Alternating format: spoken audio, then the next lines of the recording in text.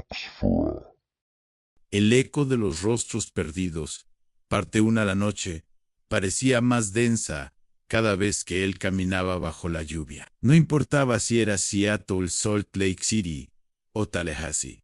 La oscuridad lo acompañaba como una sombra fiel. Las calles mojadas eran espejos en los que la ciudad se miraba con miedo, y en ellos se reflejaba una figura elegante, do and der, Seguiro, con la sonrisa impecable de un hombre que sabía esconder lo que realmente era. Nadie sospechaba que aquel joven educado, de modales suaves, que hablaba de política y estudiaba leyes, era en realidad un vacío con rostro humano. Theodore Robert Bundy, así lo llamaba la ley, pero para la historia, su nombre se convirtió en sinónimo de engaño, seducción y muerte. El secreto de su éxito no era la fuerza, aunque la tenía, ni la inteligencia, aunque también la poseía. Su secreto era más simple y aterrador en él.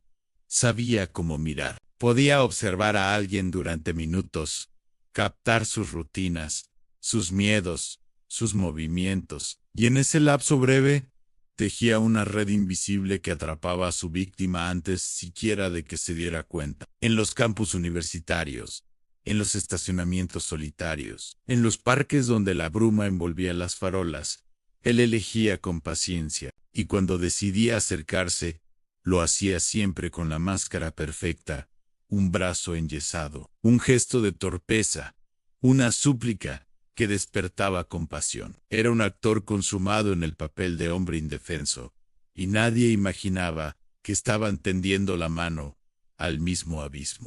Parte 2. Seattle fue la primera ciudad que conoció de cerca su hambre. Allí comenzaron las desapariciones que estremecieron a la prensa. Rostros sonrientes aparecían en los periódicos a jóvenes con sueños, estudiantes, hijas, hermanas, una tras otra desaparecían, como si hubieran sido tragadas por la tierra. La policía hablaba de un posible secuestrador, de un asesino en serie, pero nadie podía dar con él. Y mientras tanto, Ted asistía a reuniones, aparecía en fotografías, trabajaba en campañas políticas, como si jugara una partida cruel con el mundo entero. Cada mujer que elegía compartía un parecido inquietante en el cabello largo y oscuro, los rasgos finos, una juventud luminosa. Eran reflejos de un rostro que lo perseguía desde años atrás, un amor perdido que lo había dejado con una herida sangrante en el orgullo. Desde entonces, se convirtió en un cazador obsesionado con destruir lo que deseaba, como si al poseerlo y arrasarlo, pudiera vengarse de aquel rechazo primigenio. Pero el vacío regresaba siempre, más profundo, y la necesidad se volvía insaciable. Era un hombre de dos mundos, de día impecable y sonriente, rodeado de conocidos que jamás imaginarían la verdad. De noche, un depredador que acechaba con la calma de quien se sabe invencible. Esa dualidad lo alimentaba, la daba padre. Le encantaba ser aplaudido por unos y temido en secreto por otros, sin que supieran que era el mismo. Parte 3. Las desapariciones se multiplicaron. La ciudad vivía con miedo. Las mujeres caminaban en grupos.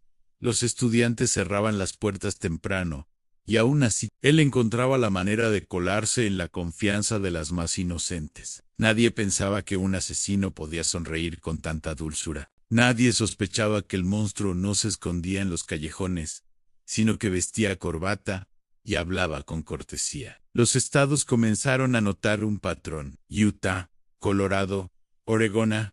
El mismo eco de gritos apagados se extendía, y aún así, el cazador parecía inalcanzable, hasta que la arrogancia se convirtió en su talón de Aquiles. Se sintió demasiado seguro. Cometió errores, dejó rastros, se dejó ver más de lo debido. Fue arrestado. Las esposas apretaron sus muñecas, y por un instante pareció que el juego terminaba. Pero Bundy no era un prisionero común. Escapó 2 veces. Como si la justicia no pudiera contenerlo. Una de aquellas fugas fue casi ridícula. Saltó por una ventana del tribunal, desapareció en la multitud, y volvió a la noche, como si fuera parte de ella. Cada fuga fue un recordatorio de que todavía tenía hambre.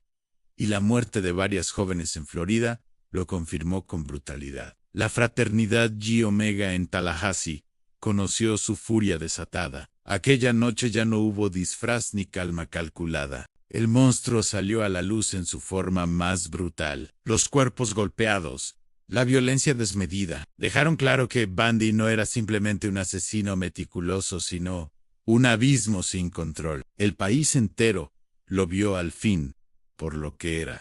Parte 4 en prisión. Sin embargo, seguía siendo un espectáculo. Los periodistas lo entrevistaban, los psicólogos lo estudiaban, y él, con su sonrisa impecable, seguía jugando. Nunca confesaba del todo. Nunca entregaba la verdad completa. Manejaba la información como manejaba a sus víctimas, con cuentagotas, manteniendo el control hasta el final. Para él, incluso en la derrota, el poder estaba en decidir qué revelaba y qué se llevaba consigo a la tumba. El día de su ejecución, la multitud celebraba afuera del penal. Había pancartas, gritos de júbilo, como si la muerte de un hombre pudiera limpiar la sangre de tantas ausencias.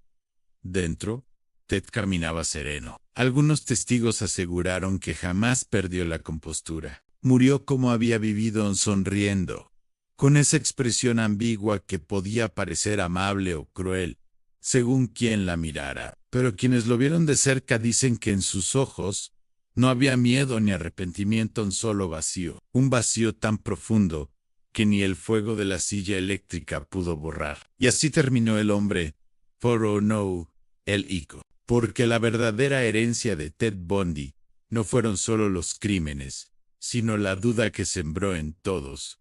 ¿Cuántos más como él caminan entre nosotros? ¿Cuántos monstruos llevan una máscara de bondad, esperando la oportunidad de mostrar su rostro verdadero? El mal no siempre tiene colmillos ni garras. A veces sonríe, extiende la mano y se ofrece a ayudarte. Y cuando lo aceptas, ya es demasiado tarde.